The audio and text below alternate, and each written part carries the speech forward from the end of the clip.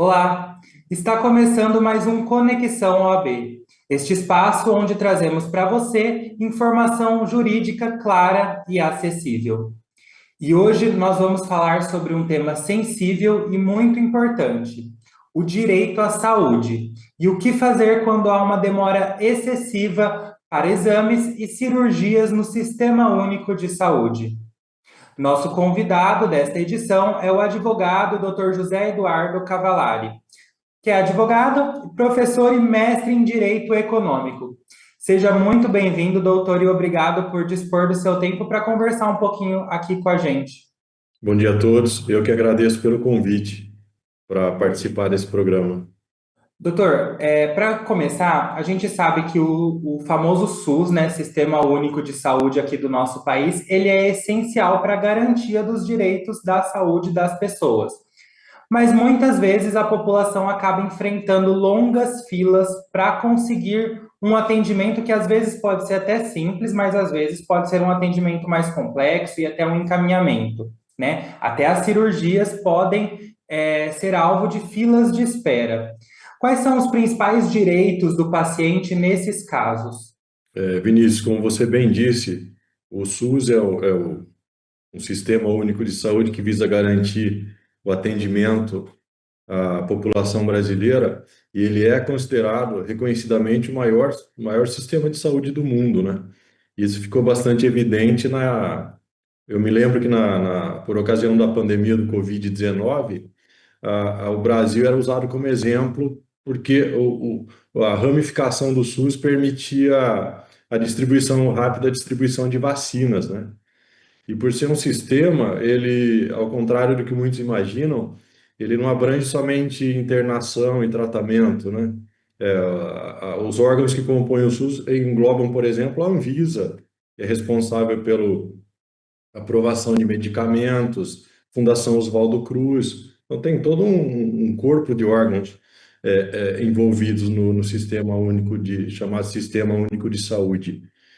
E acho que a importância dele também é para que se cumpra o artigo 196 da Constituição, que diz, né, que prega que a saúde é direito de todos e é dever do Estado. Então, quando ele diz que é direito de todos, isso abrange quem desde qualquer cidadão brasileiro, né, tenha plano de saúde ou não. Agora, quando você me voltou na sua pergunta sobre os direitos do beneficiário, né, do cidadão que tem que recorrer ao SUS, existe uma preocupação com isso e existe um rol de direitos do usuário do SUS, que engloba desde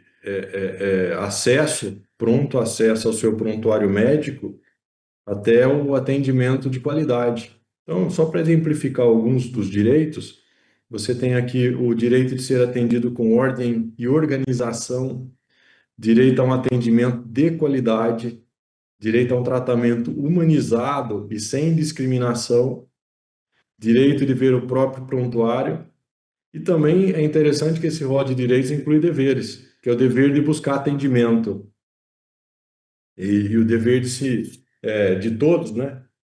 O dever daqueles que prestam o serviço, evidentemente, de se fazer cumprir esses direitos, porque a todo direito corresponde uma obrigação, né? Você veja que o tratamento já é implícito. O que o direito diz é tratamento de qualidade, tratamento sem discriminação, e por aí vai. Doutor, agora vamos falar um pouquinho mais de uma parte mais prática. A pessoa está lá esperando um exame, um resultado de um exame há meses, ou precisa de uma cirurgia que sequer foi marcada. Então a gente entende aí que se ela demorou para ser marcada, imagina ainda para ser realizada. O que essa pessoa pode fazer na prática ali, quando ela vê que o exame dela não saiu ou que a data da cirurgia dela não saiu? E que tem uma demora excessiva, né? A gente precisa frisar que nós estamos falando de demoras excessivas para o caso desses pacientes. Essa talvez seja uma das questões mais espinhosas, né, do SUS, porque a universalização da saúde, a extensão do país, a população, as diferenças geográficas, sociais, enfim, uma série de aspectos que envolvem a população brasileira também dificultam o atendimento, né? Dificultam o cumprimento do que a Constituição fala. E aí é que vem o problema da demora no atendimento, né? Porque muita gente depende do atendimento prestado pelo SUS. Existe, quando se fala de excesso, né? Existe um critério que foi adotado, existe uma grande preocupação do Poder Judiciário em relação a isso, porque a chamada judicialização da saúde é um tema que acaba atarefando muito o Judiciário, né? Levando muitas ações ao Judiciário. E tem o CNJ, o Conselho Nacional de Justiça, tem se empenhado em resolver algumas dessas questões.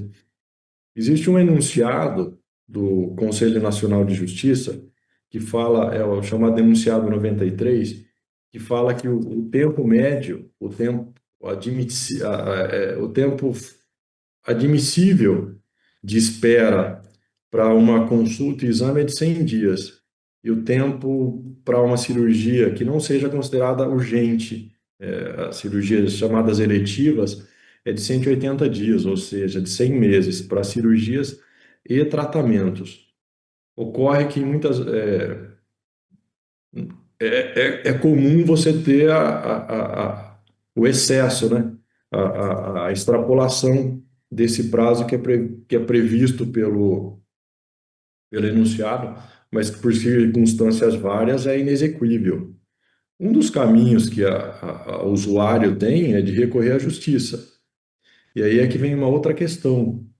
Recorrer à justiça, que eu digo, é se esse prazo já foi extrapolado, ou então em questões, em situação envolvendo emergência, que não se trata de uma cirurgia eletiva, que o paciente considere emergência, ele pode sim recorrer à justiça visando a antecipação desse tratamento, ou mesmo a antecipação de uma consulta.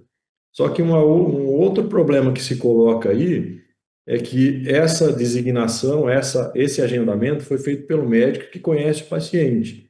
E o judiciário, recebendo uma ação dessa, se coloca numa situação delicada porque ele não conhece o paciente, ele conhece a legislação, ele conhece o aspecto jurídico da coisa. E conhece a Constituição, evidentemente conhece a legislação envolvida em todo esse assunto, mas a questão técnica da emergência, ou da necessidade ou não de se antecipar essa cirurgia, isso é prerrogativa do médico. Então, as ações na justiça acabam gerando esse embate, né? Se o judiciário desmedidamente atende pedidos e antecipa tratamento, antecipa cirurgia, ele pode violar outro direito garantido pela Constituição, que é o da isonomia. Imagine que estamos eu e você e mais o pessoal da Câmara aqui, todos na fila esperando uma cirurgia eletiva, cardíaca, qualquer coisa, não importa o tipo da cirurgia. E o Vinícius entra com uma ação pedindo antecipação da cirurgia, mas no nosso caso é bastante semelhante.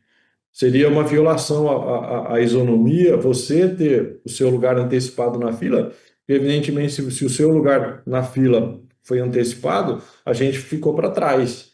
Você está tendo uma desordenação dessa ordem criada pelo médico, criada pelo SUS. Então, é um tema bastante delicado, mas é fato. O usuário, voltando à pergunta inicial, né? O usuário que se sente lesado ou que não tenha a cirurgia sequer marcada, ou então que já teve esse prazo, já está. Você tem muitas notícias, né, de pessoas esperando há um ano de cirurgia, esperando há 2 anos um tratamento de câncer. Acho que a pandemia criou um represamento também dessas cirurgias e de tratamentos. A pessoa sim pode recorrer à justiça. E é muito comum isso, ô Vinícius. Eu tive a curiosidade de verificar os dados do CNJ. Então, por exemplo, você tem casos novos em 2025, até 31 de maio, 900 mil processos novos distribuídos, isso no Brasil todo, né? Aí você tem também o sequenciamento, o desdobramento desses dados por estado. Julgados em 2025 são 255 mil casos. Esses julgados não são os casos que deram entrada em 2025, são casos também que deram entrada, ações que foram propostas em 2024. E por assunto, quando você procura esmiuçar isso por assunto, você descobre que dos casos pendentes de julgamento, 183 mil são de tratamento mesmo. Aí 75 mil, logo abaixo, vem 75 mil que é de fornecimento de medicamentos. Então é uma quantidade razoável, né, de processo. E isso gera, da parte do judiciário, um empenho maior, porque é um número considerável. Você precisa de juiz, precisa de servidor para dar conta de toda essa demanda, para que o cidadão seja atendido, né? E, doutor, além das filas de espera, que outras situações no sistema de saúde podem violar o direito do cidadão à saúde? Olha, a gente tem relatos de. Eu acho que a espera, o tempo de espera é o relato mais comum, né? É a reclamação mais comum. Mas, além disso, nós temos casos, a gente acompanha casos de má qualidade no atendimento, problema com a pessoa está internada e não má qualidade na consulta, mas também más condições de internação, é, ineficiência ou não fornecimento de próteses para pessoas amputadas. Então, é um problema muito comum que a gente acompanha no SUS. O indivíduo, o cidadão que tem uma amputação de perna, ou qualquer que seja a amputação, ela tem direito ao recebimento de uma prótese, e o fornecimento dessa prótese demora muito, e a substituição dessa prótese, quando ela se quebra, a qualidade não é das melhores, a substituição também demora muito. Então, esse é um problema bastante comum que a gente acompanha, relacionado ao SUS. Doutor, o senhor já acompanhou casos que mostram como o acesso à justiça pode fazer a diferença nesses casos? Porque tem gente que acaba deixando para lá, fala que a justiça não vai resolver. O senhor tem algumas dicas para prevenir esses entraves? Eu acho que é importante, quando você começa a pensar sobre o SUS, e voltando lá na questão inicial, né? Você tem um problema de saúde pública, de saneamento, então a gente tem um sistema universalizado, mas temos más condições de saneamento, uma desigualdade social imensa e tremenda em nosso país, que leva muita gente a necessitar do SUS por más condições de vida, né? Más condições de saneamento, de alimentação. Então tem um problema de base aí. Mas situações comuns que a gente acompanhou, que foram resolvidos na justiça, são as questões, doenças consideradas emergenciais, né? Câncer, aquelas que geram uma sensibilização maior por parte do judiciário e por parte isso é óbvio, né? Por parte também do paciente, da família, de todo mundo que está envolvido, e até do médico, né? Que não tem condições de atender aquilo por conta de alta demanda e de congestionamento do sistema. Mas os casos que a gente tem acompanhado envolvem essas doenças mais graves, né? Câncer, ou algumas doenças envolvendo menores, envolvendo recém-nascidos, envolvendo crianças, gestantes, o próprio fornecimento de prótese também, ele acaba gerando uma demanda, uma quantidade de demandas razoável no judiciário, e o resultado acaba sendo favorável. Isso não envolvendo o SUS, viu, Vinícius?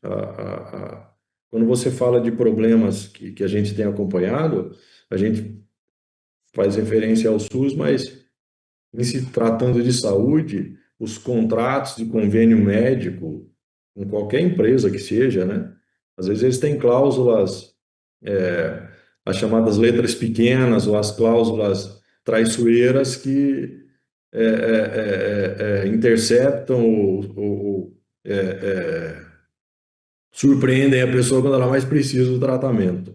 Certo? Você está internado, presta a ser internado e o convênio não cobre, ou então o convênio, o seu contrato prevê 6 meses de tratamento e o médico disse que você precisa de 1 ano de tratamento. Esse tipo de situação é bem resolvida no judiciário.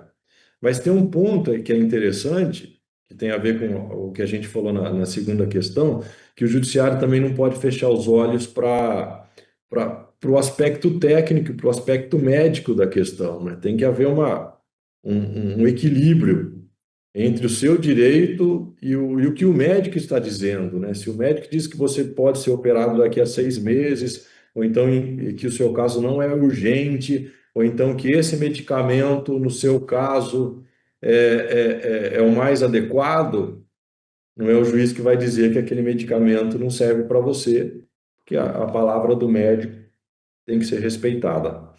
E antes da gente finalizar, eu queria destacar aqui uma ação da Prefeitura aqui de Botucatu nas redes sociais, que é uma parceira aqui da Câmara, e essa ação, ela diz que o lugar certo diminui as filas de espera. Então, eu vou repassar aqui para quem nos assiste.